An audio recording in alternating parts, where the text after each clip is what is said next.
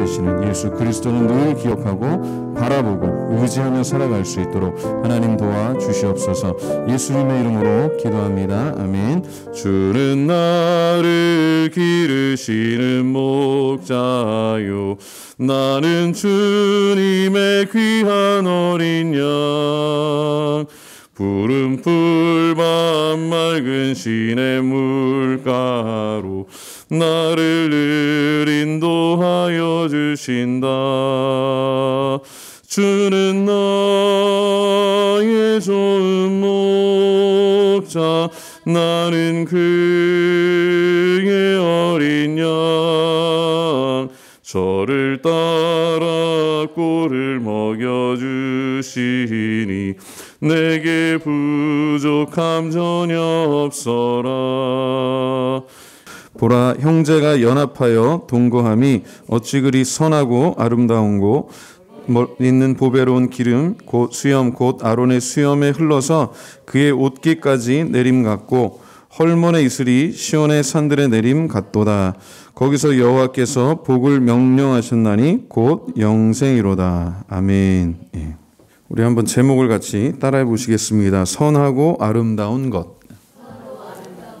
예, 본문에서 선하고 아름다운 것은 형제가 연합한다라고 하는 표현이 있죠. 연합하여 동거한다라는 표현이 있는데, 사실 133편에는 이런 제목이 있습니다. 다윗의 시 곧 성전에 올라가는 노래라고 써 있습니다. 성전에 올라가는 노래. 예루살렘 성전에 올라가려면 그 아래 지역에 사는 사람들이 이제 우리로 치면 뭐 주일이죠. 주일 아침에 이제 유대인들은 토요일 안식일을 지키니까 안식일 아침에 이제 예배를 보러 예배를 드리기 위해서 성전으로 올라갑니다. 그러니까 산을 올라가면서 그냥 올라가는 게 아니라 그 여러 마을에서 여러 동네에서 사람들이 올라오면서 성전에 올라가는 노래라고 하는 그런 찬양을 부르면서 하나님 앞에 나갑니다. 근데 133편은 짧지만 아주 중요한 신앙의 진리를 보여주는데, 그게 뭐냐면 하나님이 가장 기뻐하시는, 여기 선하고 아름답게 여기시는 것이 뭐냐? 첫 번째 예배라는 거죠. 그리고 그 예배가 혼자 드리는 예배가 아니라 함께 드리는 예배가 하나님 기뻐하신다라고 하는 겁니다. 그리고 그것이 이제 비유로 이야기하는데, 2절에 보면 아론이라고 하는 이스라엘을 대표하는 최초의 대제사장이죠. 그 제사장 아론이 대제사장으로 임명받을 때 기름 부으심을 받죠. 한번 상상해 보세요. 대제사장의 그 가운을 입고 머리에 이제 그 아론이 뭐 아마 나이도 좀 있고, 그죠? 할아버지 이렇게 산타 할아버지 수염도 풍성하게 자란 분인데, 거기다가 이제 그 가운을 입고 제사장의 예복을 입고 하나님 앞에 기름 부음 받는 거예요. 이게 뭘 상징하느냐? 이스라엘 백성들이 주님 안에서 12지파가 다 모여서 예배할 때 우리 교회의 어떤 비유로 치자면 그리스도의 몸된 교회를 상징합니다. 예수 그리스도께서 머리가 되시고 그 몸을 이루는 교회가 주님의 은혜로 이렇게 머리부터 발끝까지 하나님의 축복의 기름이 넘쳐나는 것을 상상해 보세요. 이게 두 가지가 의미가 있죠. 하나님께서 기름 부으셨다라고 하는 게 거룩하게 구별했다라고 하는 그런 의미도 있고, 실제로 상처나 이런 것들을 치유하는 그런 의학적인 의미도 있어요. 하나님 앞에 거룩하게 구별되면 깨끗해지고 회복되는 줄로 믿습니다. 근데 그게 개인에게만 주시는 게 아니라 이스라엘 백성 공동체에게 주시는 말씀이다라고 하는 거예요. 형제가 연합하여 동거하는, 이 동거한다는 의미가 단순하게 그냥 같은 공간에 살고 같은 시대에 살고 있다는 그런 의미가 절대로 아니에요. 본문의 문맥이 뭐라고 그랬어요? 하나님께 예배하는 거예요.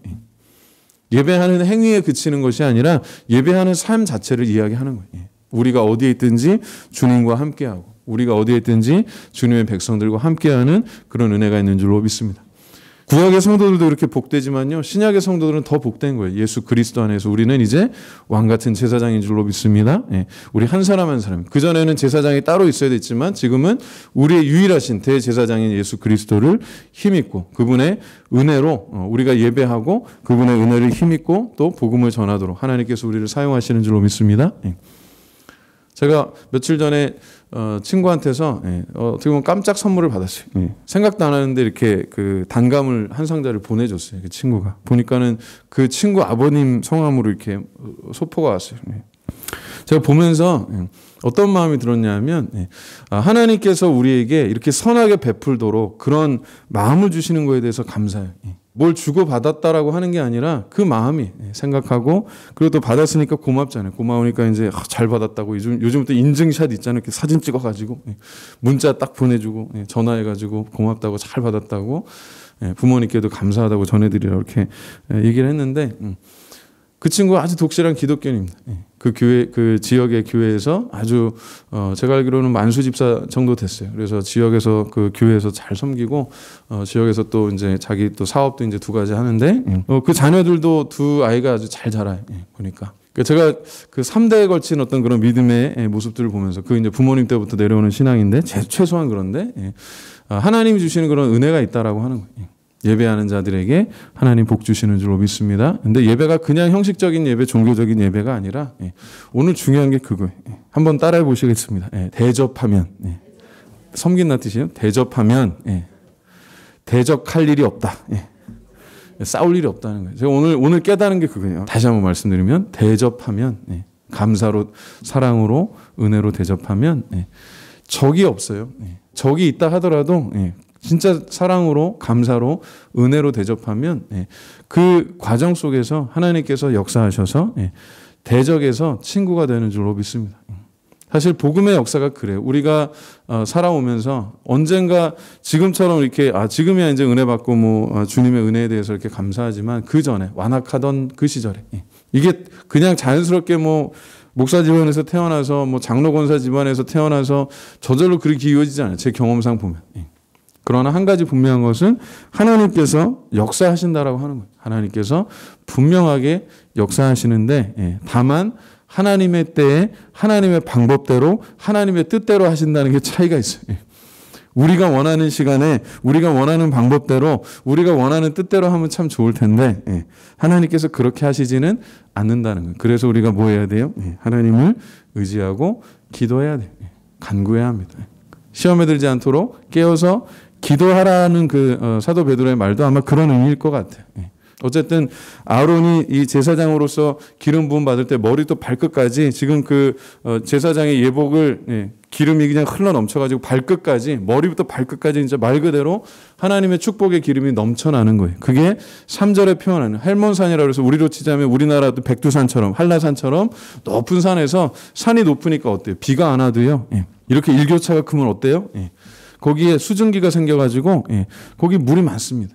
그래서 메마르지 않는 거. 이스라엘 지역이 건조한 지역도 많지만 그 헐몬산을 중심으로 거기에 어떻게 보면 이제 저희 한강 흐르듯이 그런 강이 흐르는 거죠. 그게 상징하는 게 똑같습니다. 여기 형제가 연합하는 것 그리고 아론이 기름 부음 받은 것과 그리고 헐몬산에 하나님이 축복해 주시는 것 다 똑같아요. 결론이 그겁니다. 하나님께서 복을 주시는데 무슨 복을 주시느냐? 영생의 복을 주신다라고 하는 거예요. 그러니까 예배하는 자에게 주시는 큰 축복이 뭐예요? 영생의 복이 있는 줄로 믿습니다. 우리가 예수 그리스도 안에서 믿음으로 예배하는 것. 지금 예배하는 것도 참 감사한 거예요. 그리고 이웃들, 우리 주변의 이웃들 돕는 그런 일을 위해서 특별히 기도를 부탁드려요. 그리고 개인적으로 우리 성도들이 정말 하나님께서 많은 은혜와 복을 주시고 영권과 인권과 물권도 주셔서 머리부터 발끝까지 이렇게 흘러넘치는 그런 은혜가 있기를 바랍니다. 이게 흘러넘치는 게 왜 중요해요? 흘러넘치는 게 누군가에게는 그게 생명의 양식이 될 수 있기 때문에 중요해요. 나에게는 조금 여유가 되고 어떻게 보면 찌꺼기라고 표현해서 죄송합니다. 나한테는 좀 쓰고 남은 걸 수도 있는데 그러나 누군가에게는 그게 전부일 수가 있어요. 올겨울에 이 코로나 때문에 다들 어렵고 힘든 이 늦은 가을 이제 입동도 지났으니까 이제 겨울로 가는데 10kg짜리 쌀 하나가 누군가에게는 정말 생명이 될 수도 있어요. 전기세 아끼느라고 전기장판도 못 틀고 가스도 안 틀고 그 보일러 안 틀고 이렇게 냉방에서 지내는 사람들도 있어요. 우리 지역에도 화양동에도 지금 2만 명 가까운 16,000명의 그런 청년들이 살고 여기 대학생들 얼마나 많아요. 그리고 건대도 있고 세종대도 있고 또 여기 지역에 찾아오는 청년들도 많고 뭐 청년들만 있는 건 아닙니다만은 우리 이웃들을 향해서 아까 말씀드렸죠. 대접하면 대적할 일이 없어져요. 싸울 일이 없어져요. 근데 이게 2가지가 중요합니다. 제가 볼 때는. 자, 한번 같이 따라해 보십니다. 사랑으로 대접하자. 감사로 대접하자. 그래야 싸울 일이 없어요. 억지로 하면 이거 그냥 하라니까 하면 힘들어요. 예배하는 일이 선하고 아름다운 일인 줄로 믿습니다. 그리고 예배를 통해서 주신 은혜를 가지고 선교하는 거예요. 섬기는 거예요. 베풀고 나누는 것. 그래서 우리 화양동 지역에 있는 교회들이 이번 화양동 교회들 연합 이름으로 해서 이렇게 쌀도 헌물하고, 그리고 또 목사님들이 또 매년 같이 가셔서 이렇게 헌금도 같이 해주세요. 그래서 그런 것들을 통해서 지역 사회가 더 주님의 은혜 가운데 좀 더 따뜻해지고, 우리 지역의 교회들이 각자 그 사명도 감당하고, 또 교회들이 주 안에서 잘 연합해서 이 화양동 지역이 보니까 점점 더 영적으로 보면 복음 전하기가 어려운 지역이 돼요. 여기 일단 뜨내기들이 너무 많아요. 잠깐 왔다가 가고 잠깐 왔다가 가고. 그리고 사람들이 뿌리가 없다 보니까 어떻게 보면 관심이 별로 없어요. 어떻게 보면 되게 완악해요. 공동체가 없기 때문에 어떻게 보면 다 낯선 고독한 사람들이, 그들을 주님께로 인도하는 그런 역할을 교회들이 해야 될 줄로 믿습니다. 교회가 이제는 전통적인 교회, 어떤 목양하고 키우고 그런 것도 있어야겠지만, 사실 그 역할 더하기, 지난번에 말씀드린 것처럼 공항처럼 사람들을 받아서 잘 훈련시켜가지고 다시 그 사람들의 지역으로, 그 사람들의 삶의 현장으로 보내야 될 책임이 이제는, 특히 화양동 지역 교회는 그래요. 모든 목사님들이 고민하는 게 그거예요. 여기 남아있을 것이냐, 앞으로 어떻게 살아갈 것이냐, 교회가 어떻게 생존할 수 있을 것이냐에 대한 그런 고민이 실제로 있어요. 왜? 지금 기존 교인들은요, 거의 90% 이상이 외지에서 와요. 그리고 1세대 그 섬겼던 분들이 지금 연세가 평균 50대 이상 넘어가기 때문에 그분들 다 천국 가면 나중에 그 자손들은 뭐 각자 이제 또 다른 지역에서 이제 섬기는 교회들이 있고 하니까, 그러면 지금 있는 교회들은 1세대 성도들 천국 가면 교회들 문 닫는 건 시간 문제인 거예요. 그래서 더욱더 교회들이 선교적으로 연합할 필요가 있는 거예요. 그래서 고민하고, 그래서 기도하는 거예요. 여러분들이 같이 이런 것들을 놓고 기도해 주시기를 부탁드립니다. 우리 한번 따라해 보실까요? 사랑으로 대접하자. 감사로 대접하자. 그럼 뭐가 나오겠어요? 사랑하고 감사하면 기쁨이 나와요.